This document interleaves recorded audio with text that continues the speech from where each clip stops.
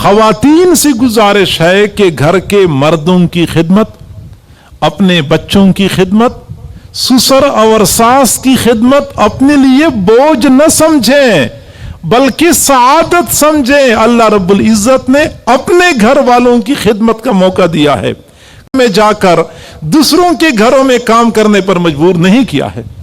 یہ اللہ کا فضل ہے، اللہ کا احسان ہے، ورنہ ہمیں نظر آ رہا ہے ہمارے معاشرے میں کتنی خواتین ایسی ہوتی ہیں جن بیچاریوں کو دوسروں کے گھروں میں جا کے کام کاج کرنے پڑتے ہیں۔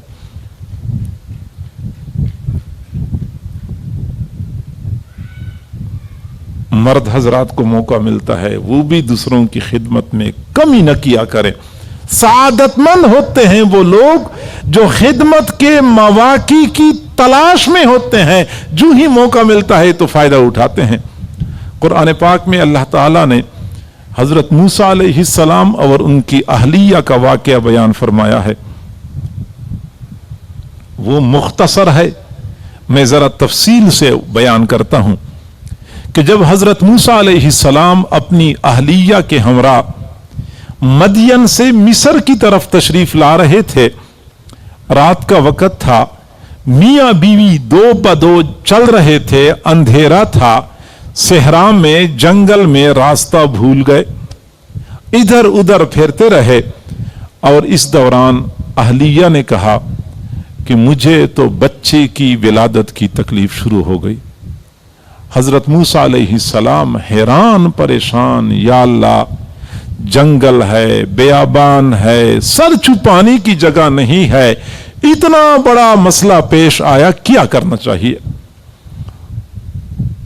دائیں بائیں دیکھا، کوئی جائے پناہ نظر نہیں آئی، دور نظر دوڑائی، پہاڑ کے دامن میں آگ جلتی ہوئی نظر آئی، فوراً اپنے گھر والوں کو فرمایا، اذ قال لأہلہم کثوا انی آنست نارا لعلی آتیکم منہا بقبس او اجد علی النار ہدا۔ گھر والوں کو فرمایا یہیں رک جاؤ، مجھے دور آگ نظر آئی ہے، میں وہاں جاتا ہوں، آپ کے لیے آگ کا شعلہ لاؤں گا، یہاں آگ جلاؤں گا، کم از کم سردی سے بچنے کا انتظام تو ہو جائے گا، یا وہاں بھی کچھ لوگ ہوں گے، ان سے میں مسئلے کے حل کے بارے میں مشورہ کر لوں گا، رہنمائی لے لوں گا کہ مجھے کیا کرنا چاہیے۔ چنانچہ بیوی کی خدمت کے جذبے سے سرشار حضرت موسیٰ علیہ السلام پہاڑ کے دامن میں پہنچے، آگ لینے کے لیے اوپر سے آواز آئی، انی انا ربک فاخلع نعلیک انک بالواد المقدس طویٰ، میں آپ کا رب ہوں، جوتے اتار دیجئے، آپ وادی مقدس میں ہیں، وادی طویٰ میں ہیں۔ چنانچہ حضرت موسیٰ علیہ السلام اپنے گھر والوں کے لیے آگ لینے کی خاطر گئے تھے، اللہ رب العزت نے ان کو نبوت عطا فرما دی۔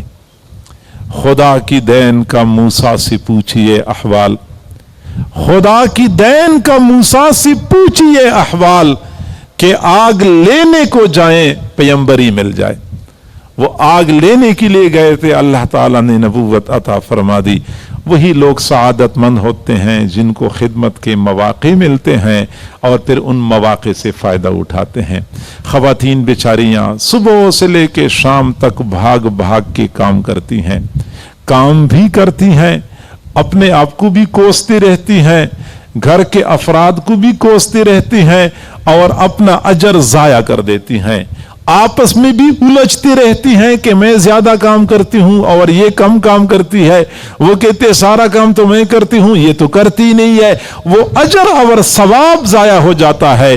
ماں بہنوں بیٹیوں سے گزارش ہے کہ صبح کے وقت اٹھیں اور اسی نیت سے کام شروع کریں کہ یہ گھر کے افراد کی خدمت ہے، اور خدمت خلق بہترین عبادت ہے۔ کبھی غور کیا ہے کہ اگر بنی اسرائیل کی بدکار بدکردار عورت پیاسے کتے کو پانی پلاتی ہے، اس کے بارے میں جنت کے فیصلے ہوتے ہیں، تو جو خاتون اپنے والد، اپنی والدہ یا بوڑھے سسر بوڑھی ساس کو چائے پیش کر لے، گرم گرم دودھ پیش کر لے، کھانا پیش کر لے، پتہ نہیں اس پہ کیا اجر اور کیا مرتبہ اس کو ملتا ہوگا، ہم اس کا اندازہ نہیں کر سکتے۔ لیکن افسوس کی بات تو یہ ہے کہ ان خواتین کے لیے گھر کے کام کاج کرنا اور بوڑھوں کی خدمت کرنا مصیبت بن جاتی ہے۔ کئی مرتبہ تو اپنے خاوند سے الجھتی رہتی ہیں کہ ان بوڑھوں کی خدمت مجھ سے مزید نہیں ہوتی، اب الگ گھر بنانے کا انتظام کرو۔ مجبور کرتے ہیں اپنے خاوند کو، اور وہ یہ سمجھتی ہیں کہ شاید الگ گھر بنا کے میں سکون کا سانس لے لوں گی، حالانکہ یہ اس کی غلط فہمی ہے، یہ اس کی بھول ہوتی ہے۔ گھر میں جب تک سفید بالوں والے معمر حضرات، سفید بالوں والی معمر اور عمر رسیدہ خواتین موجود ہوتی ہیں، ان کی وجہ سے بڑے بڑے عذابات کے فیصلے ٹلتے رہتے ہیں۔ اللہ تعالی سفید بالوں سے حیا کرتا ہے، تو جس گھر میں سفید بالوں والے ہوتے ہیں ان کی وجہ سے اللہ کے عذابات ٹلتے رہتے ہیں، اور جس دن سفید بالوں والے اٹھ جاتے ہیں پھر گھر میں بے برکتی نازل ہو جاتی ہے، گھر والے کھلی آنکھوں سے بے برکتی محسوس کرتے ہیں۔ بارہا ہمیں لوگوں نے کہا جب تک والد صاحب زندہ تھے کاروبار بھی ٹھیک چل رہا تھا، گھر میں فراخی تھی، آسانی تھی، سکون اور اطمینان تھا، جس دن سے والد صاحب کا انتقال ہوا ہے ہمارے گھر کے حالات خراب ہو چکے ہیں۔ تو میں بتاتا ہوں کہ جی ہاں، جب تک والد صاحب ہوتے ہیں، والدہ ہوتی ہے، یہ سفید بالوں والے اللہ حیا کرتا ہے، ان کی وجہ سے اللہ عذابات کو روکتا ہے، ورنہ گھر والوں کی کرتوت بہت خراب ہوتے ہیں پھر بھی اللہ تعالی عذابات کو روکتا رہتا ہے۔ اور جب یہ سفید بالوں والے اٹھ جاتے ہیں پھر اللہ کے عذاب کے نازل ہونے میں کوئی چیز رکاوٹ نہیں ہوتی، پھر عذابات نازل ہونا شروع ہو جاتے ہیں۔ اور خاص طور پہ والدین، سسر، ساس، چچا، دادا، خالہ، پھوپھی، گھر میں کوئی بھی ہو اور وہ بیمار ہو تو بیماروں کی خدمت تو اللہ کی طرف سے سعادت کے دروازے کھول دیتی ہے۔ آپ حیران ہو جائیں گے کہ پرانے زمانے میں ایک نوجوان تھا، بہت گناہگار، بہت بدکار تھا، عشاء کے بعد کہیں شباب اور شراب اور کباب کی مجلس میں مصروف تھا جہاں ہر قسم کی برائیاں ہوتی ہیں، آدھی رات تک عیاشی میں لگا رہا، اور جب آدھی رات کے وقت تھک گیا تو اپنے گھر کی طرف راستہ لے لیا واپسی کا۔ چنانچہ گھر کے قریب جھاڑیاں تھی، جھاڑیوں کے اندر سے گزر رہا تھا کہ جھاڑیوں کے اندر سے کسی کتے کی کراہنی کی آواز آئی۔ اس نے سوچا کہ میں پتہ کر لوں کہ کتے کو کیا تکلیف ہے۔ چاندنی رات تھی، جب جھاڑیوں کے درمیان چلا گیا تو دیکھا ایک چھوٹا سا کتا ایک جھاڑی کے اندر گھسا ہوا ہے، شدید سردی کی وجہ سے کراہ رہا ہے۔